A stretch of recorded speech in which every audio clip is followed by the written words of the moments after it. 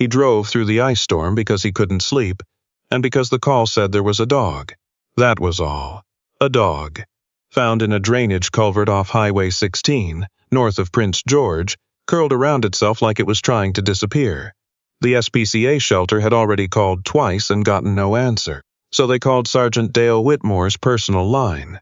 Because Dale knew a man who sometimes said yes when no one else would, and that man was Lawrence Pruett. Lawrence had not planned on going anywhere that night. He hadn't planned on much of anything in the 14 months. Since he'd come back to Vanderhoof and moved into his father's old house on the edge of town, where the birch trees grew close to the windows, and the nearest neighbor was a kilometer down a gravel road. He had a wood stove, a truck that needed brake pads, and enough savings to last another year without working. He told himself that was enough. He was wrong, but he didn't know that yet. The highway was slick and dark when he pulled off near the culvert. His headlights caught the frost on the guardrail. He grabbed a canvas tarp from behind the seat, the same one he used to cover the truck bed in rain, and got out without bothering to zip his jacket. Cold didn't bother him the way it used to, back when cold meant something. Back when staying warm was a mission parameter. When the platoon used to argue about boot insoles and thermal base layers, with the kind of desperate sincerity you only get when warmth is the difference between sharp and dead. Now cold was just cold. He walked into it. The dog was further in than he expected. A cattle dog mix, he thought, though in the dark and the shaking it was hard to tell. Pale gray and white, matted along the spine, ribs visible under the flashlight beam. Not a puppy, maybe 2 years old, but crouched like something much younger, pressed against the concrete wall of the culvert with its nose pointed at the ground. Lawrence crouched down and said nothing. He'd learned years ago that words did almost nothing in situations like that. Words were for people who were listening. What mattered was posture, pace, the angle of the shoulder. He turned slightly sideways, held the flashlight pointed away, and waited. The dog's breathing was fast and shallow. He waited longer. After a while, maybe 6 or 7 minutes, the dog's nose came up. Not toward him, just up. Acknowledging the air, acknowledging that something in the situation had changed, even if it couldn't name what. Lawrence moved the tarp slowly across the ground. Not throwing it, not draping it, just sliding it, the way you might push a blanket towards someone in the dark when you didn't want to wake them. The dog flinched but held. Lawrence kept his hand on the corner and stayed still. He thought he was just helping out a stray. He didn't understand yet that the stray was going to save his life. He'd done 22 years in the Navy before the med board caught up with him. Joint issues, officially. A knee that had been rebuilt twice and a shoulder that clicked in cold weather. Unofficially, there had been other things on those forms that he never spoke about out loud. Words that sat in a manila folder in the Department of National Defense's filing system, and had nothing to do with cartilage. He had been good at his job. That was the thing nobody told you when you got out, that being good at a thing didn't make leaving it any easier. If anything, it made it worse. Because when you were good at something that mattered, something that had weight and consequence and brotherhood around it, the absence of that thing didn't just feel like boredom. It felt like falling. His wife, Carla, had stayed for the first 2 years of his contract service. Then she'd left, not angrily, just quietly and honestly, the way she'd always done things. She'd sat across from him at a kitchen table in Halifax and said she thought they'd been strangers to each other for a long time, and that she thought he already knew that, and that she hoped he would be all right. He'd nodded. He had known. He hadn't been all right, but he'd nodded. Then there was Bauer. Corporal Ansel Bauer, the team's dog handler for 4 years running. And Sergeant Reese Okafor, who laughed at everything and died in a situation that Lawrence had helped plan and would never stop thinking about. And the dog, a Belgian Malinois named Sable, who had been Bauer's girl, and who had gone down in the same stretch of ground, same afternoon. Lawrence had come back to Vanderhoof because it was where he'd been born, and because his father's house was sitting empty and paid for, and because he didn't have anywhere else to be. He spent the first 6 months cutting firewood. The second 6 months he spent watching winter come back. When Dale Whitmore called on that Thursday night in February, Lawrence had been sitting in the kitchen in the dark, not sleeping, not doing anything, just sitting. The dog changed that. Not immediately, not in any clean, story-shaped way, but the dog changed it. He drove the gray and white dog to the emergency vet in Prince George, a 2-hour drive on icy roads with the heater turned up full, and the dog lying on the tarp on the passenger side floor, not moving, not making a sound. Lawrence kept one hand on the wheel and one eye on the shape of her in the dark. He didn't know she was a her yet. He didn't know anything about her, but he had started, without meaning to keep track of her breathing, in and out, a small metronome of survival.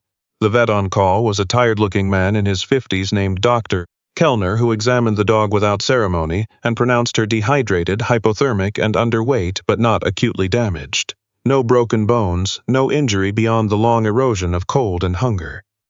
"She's been out there a while," he said, not accusingly. "Probably a few weeks at minimum, longer than that," Lawrence said, without knowing why he was sure. Dr. Kellner looked at him over his glasses. "You her owner?" Lawrence looked at the dog on the examination table. She was looking at the wall. "Not yet," he said. He drove home with her at 4 in the morning. She rode in the same position as before, on the floor, not looking at him. He'd borrowed a thick towel from the clinic and tucked it around her. At some point between Prince George and Vanderhoof the shaking stopped, though he only realized it when he noticed the silence. The absence of the thin trembling sound that had been so constant he'd stopped consciously hearing it. He had a name for her by the time he pulled into the driveway.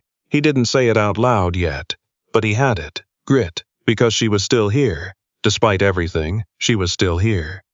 The first week, Grit slept under the kitchen table and refused to come out for anything except water.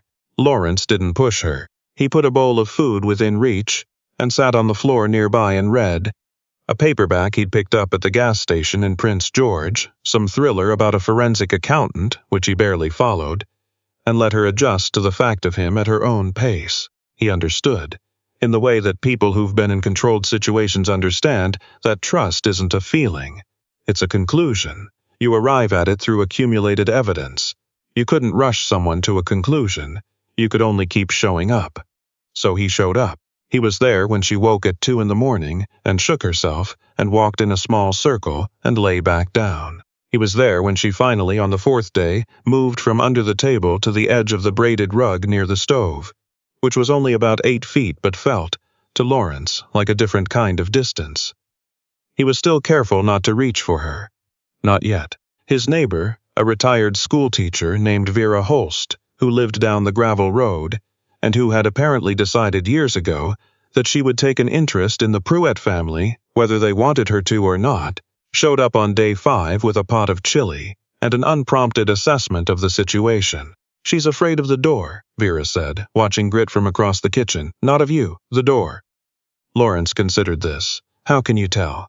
"She watches it, not you. When she hears wind, she tucks." Vera set the pot on the stove and pulled off her mittens. "Something happened to that dog outside. Took a while. She learned that outside is where bad things come from." Lawrence said nothing. He was looking at Grit, who was, in fact, watching the back door with a particular quality of stillness. "You'd know something about that?" Vera said, not unkindly. He didn't answer, but the silence between them was the kind that held meaning in it, the kind that people who know each other well can sit inside without discomfort. Vera stayed for an hour. Before she left, she crouched down near the rug and held her hand flat, palm up, and waited. Grit didn't move. Vera didn't push. She just left the offer hanging in the air and then stood up and pulled her coat on and left. After she was gone, Lawrence noticed that Grit had turned slightly toward where Vera had been crouching, not moving toward the spot, just oriented to it. He filed that away. He started going outside more, not for any particular reason, or not one he would have named as a reason.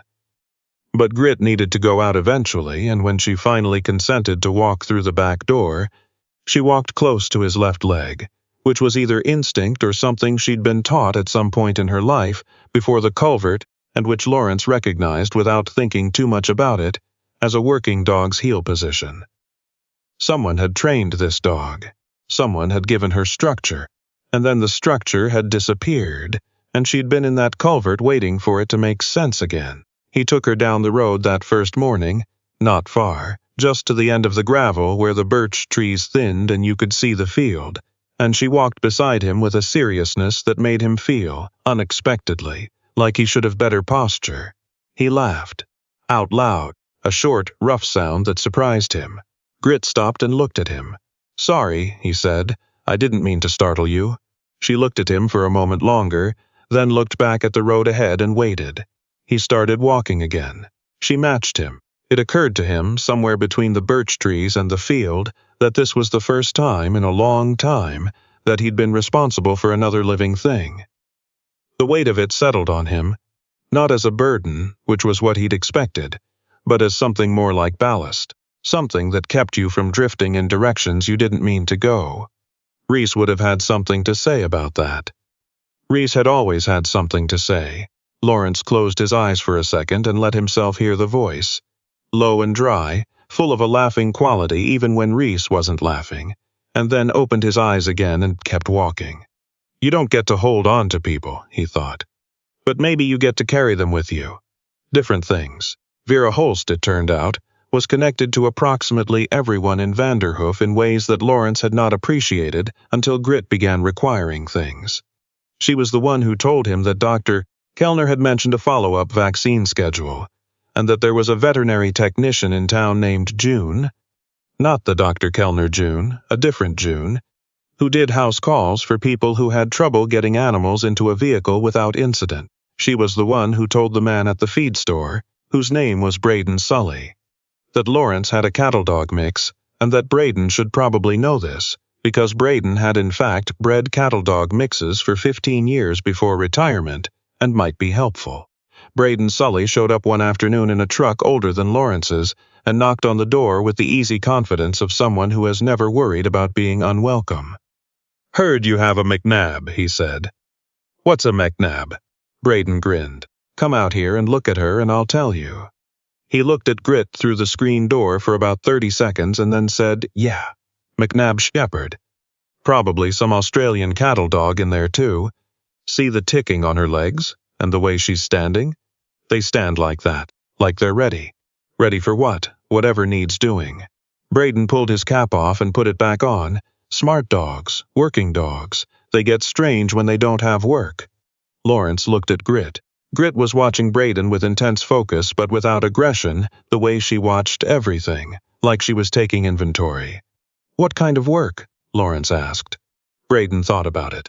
"Anything you'll teach her."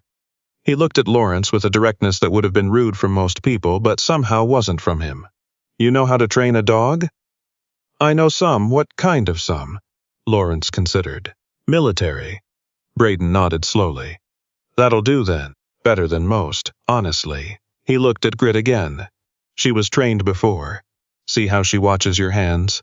She's looking for signals. She wants a job. Give her one." After Braden left, Lawrence stood in the kitchen and thought about that for a long time. Then he went to the back door, opened it, and called her name. She came, no hesitation. Just crossed the kitchen and sat at his feet and looked up at him. "Okay," he said. "We'll figure it out." The thing about Grit was that she talked. Not in any way that needed explaining to people who'd never been around dogs. She didn't form words, didn't hum sentences, wasn't some clever internet trick. But she communicated with a precision and a persistence that Lawrence had not encountered before. And once he started paying attention, he could not stop. There was a sound she made when she wanted to walk, a low, impatient exhalation through her nose, twice in a row, like a small engine turning over. There was a different sound, higher, when she'd spotted something interesting and wanted his opinion on it. There was a very specific groan she made when she was satisfied, when the walk was long enough, when the food was warm, when she'd settled into her place beside the wood stove. A sound so thoroughly content that it made Lawrence feel guilty for all the years he'd thought dogs were simple. Vera heard it for the first time in March, when she'd stopped by to drop off a jar of pickles she'd made the previous fall. And she stood in the kitchen doorway and looked at Grit and said, "Is she arguing with you?" "She's registering a complaint about the walk being too short," Lawrence said. "Can she do that?" "Apparently." Vera sat down at the kitchen table and watched Grit watch Lawrence, and Grit made the low exhalation twice, and Lawrence said, "Not yet," and Grit made a different sound, long and aggrieved, and Lawrence said, "Give me 10 minutes." Vera covered her mouth with both hands. "Don't laugh," Lawrence said. "It encourages her." He left for the walk exactly 8 minutes later. When he came back, Vera was still at the table, still holding her coffee, still looking slightly stunned. "You know," she said, "you look different." "Different from what?" She thought about it. "From November." Lawrence didn't answer. He hung his coat on the hook by the door, and Grit dropped into her spot beside the stove and made the satisfied groan, and Vera watched the two of them settle into the particular ease of a household that has found its rhythm. "She's good for you," Vera said. "Yeah." He sat down across from her. "I think I might be good for her, too." It was the first time he'd said something like that, something that placed him as useful, as necessary, as mattering to the shape of another creature's day, in longer than he could easily count. Vera didn't make a thing of it. She just poured him a coffee and pushed the cup across the table, and they sat in the good quiet of two people who had learned that some silences are full rather than empty. Spring came late that year, as it usually did in the interior. March was still winter by most definitions. Hard frost at night, dirty snow piled along the roads. But by the second week of April, the birch trees were doing something hopeful with their buds, and Grit had developed a new interest in the field at the end of the road. She didn't bolt. Lawrence would have stopped her if she had, but she would angle toward it at the end of their morning walk and wait and look at him over her shoulder with an expression he had come to read as invitation. He started letting her off the leash at the field's edge. She didn't run wild. She coursed. There was no other word for it. She moved in long, efficient arcs across the grass, checking back with him every few minutes, her head up and her ears working, covering ground the way she'd been built to cover it. Purposeful, joyful, even though Lawrence was still a little cautious about that word when applied to dogs, in the way that people are cautious about words that can't be confirmed. But watching her, he found he was less cautious. Braden Sully came by in April, too, as if he'd been waiting for spring to make his next move. He brought a younger man with him, his nephew, a quiet person named Owen Ford, who was maybe 30 and who worked for the municipality and who had a border collie that needed exercise and a place to run. Owen was shy in the polite, settled way of people raised in small towns, which is to say he was shy until he wasn't, and the thing that made him stop being shy was Grit. Grit walked up to Owen Ford and sat in front of him and stared at him with such focused attention that Owen laughed, a surprised sound, and said, "What does she want?" "She's deciding about you," Lawrence said. "Am I passing so far?" They took the dogs to the field. Owen's border collie, a black and white female named Astor, took approximately 6 seconds to decide that Grit was acceptable, and then they ran together in the long grass while Owen and Lawrence stood at the edge and watched. "My uncle says you were in the Navy," Owen said. 22 years. That's a long time, yeah." Owen was quiet for a moment. He had the restraint of someone who'd been taught not to pry, but was genuinely curious, and the two things made an interesting combination. A kind of attentive non-asking that Lawrence found easier to be around than most forms of conversation. "You seem like you're settling in okay," Owen finally said. "For what it's worth." Lawrence thought about November, the kitchen, the dark. "Getting there," he said. The summer brought Grit's first public appearance. Not a performance. Grit would have registered a strong complaint about anything that felt like performance. But Vanderhoof has a midsummer exhibition in July, and Vera had put Lawrence's name on a volunteer list without telling him, and by the time he found out it was there he'd already been called twice to confirm. He went because Vera asked him to, and because she was 71 and had been leaving him chilly since February, and he owed her something. He brought Grit because Grit would not have accepted being left behind. She had made this clear in March, when he'd driven to the hardware store and left her at home, and returned to find that she had moved everything that was within reach of the back door. His extra boots, a canvas bag, 3 dish towels, into a pile in the middle of the kitchen floor. Not destroyed, just relocated. A statement, so she came. The exhibition grounds were loud in the way of small-town summer events, generators, kids, the smell of things frying in oil, and Lawrence expected Grit to be overwhelmed. She was not. She walked close to his left leg and watched everything with the inventory-taking attention that was simply how she experienced the world. And when a small girl with a melting popsicle, approached and asked if she could pet the dog. Grit sat and waited with such composure that the girl's mother looked at Lawrence with something like awe. "She's wonderful," the mother said. Her name, she offered, was Colleen Marsh, and her daughter was named Bex, and Bex was currently telling Grit in great detail about her other favorite animals, which were horses. Grit was listening to Bex with the focused attention she gave everything. Lawrence watched. Owen Ford appeared with 2 paper cups of coffee and handed one to Lawrence without ceremony. "She's got an audience," he said. "She always has an audience," Lawrence said. Braden Sully materialized from somewhere to the left and stood beside them and watched Grit and Bex. And Vera appeared from somewhere to the right, with a plate of something wrapped in napkins, and for a moment Lawrence looked at the cluster of people around him. Colleen, Bex, Owen, Braden, Vera, and felt the unusual sensation of being inside something rather than outside it. He had been outside it for a long time. He had not noticed exactly when that had changed. Grit looked up from Bex and found Lawrence's face in the crowd and held his gaze for a second. She made the sound, the low, content exhalation, once. "I know," he said quietly. Bex looked up at him. "What did she say?" Lawrence crouched down so they were on the same level. "She said this is pretty good." Bex considered this with great seriousness. "I think so too," she said. There were still nights. He didn't want to pretend otherwise, because the nights were real and they happened. And there was no clean arc of recovery that erased them. Some nights he was back in places he didn't want to be. Back in the planning room, back in the desert.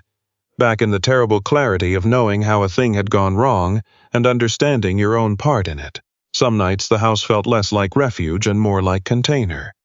4 walls holding in a pressure that had no particular outlet. On those nights, Grit knew. He couldn't explain how.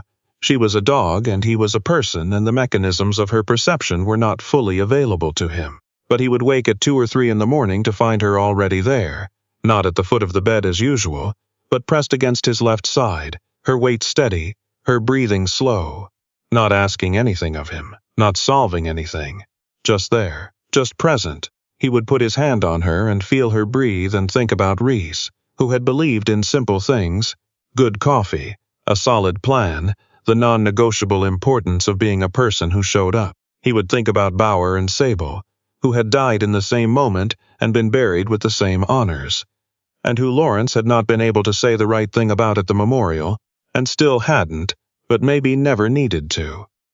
Maybe the right thing was not a speech. Maybe the right thing was this: staying present, staying useful, not letting the grief eat everything that was still living.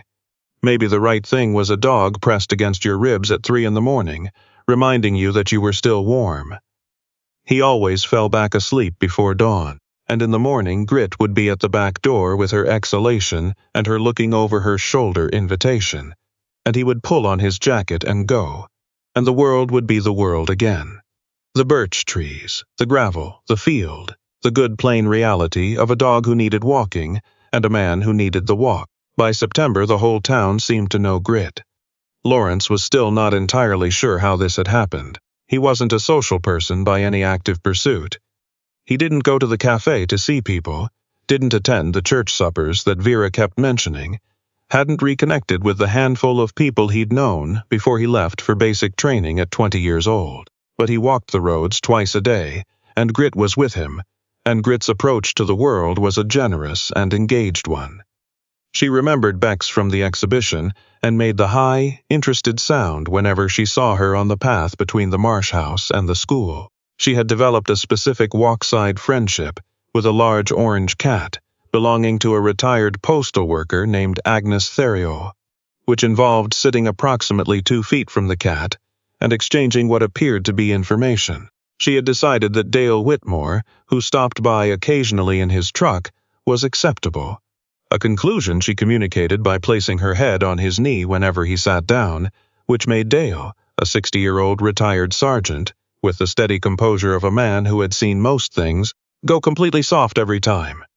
"You've got a good one," Dale told Lawrence in October, sitting at the kitchen table with his hands around a mug and Grit's head on his leg. "Yeah, you doing all right?" The question sat there for a moment. Lawrence looked at Grit, who was watching him from under her eyebrows in the particular way she had when she wanted him to understand something. Better, he said. It was the honest word. Not fixed. Not resolved. Not the end of a story, because it wasn't the end. It was the middle, and he was living in it. And the middle was harder and more real and more worth being inside than the clean version of any ending he could have written for himself. A lot better. Dale nodded. Good. He looked at Grit. You hear that? You did good. Grit made the satisfied groan, low and long and entirely unfalsifiably contented. Dale laughed. Lawrence laughed. The wood stove ticked. Outside the window the birch trees were gold and nearly bare, and the gravel road ran through them toward the field. And somewhere down that road was Vera's house, and Agnes Theriol's cat, and the whole thick ordinary life of a town that had received one former Navy man and one McNab shepherd without much ceremony, and with more generosity than either of them had known to expect. He hadn't saved a dog that night in February. Or maybe he had. Maybe both things were true, and neither one canceled the other. Maybe that was how it worked when two broken things found each other in the dark.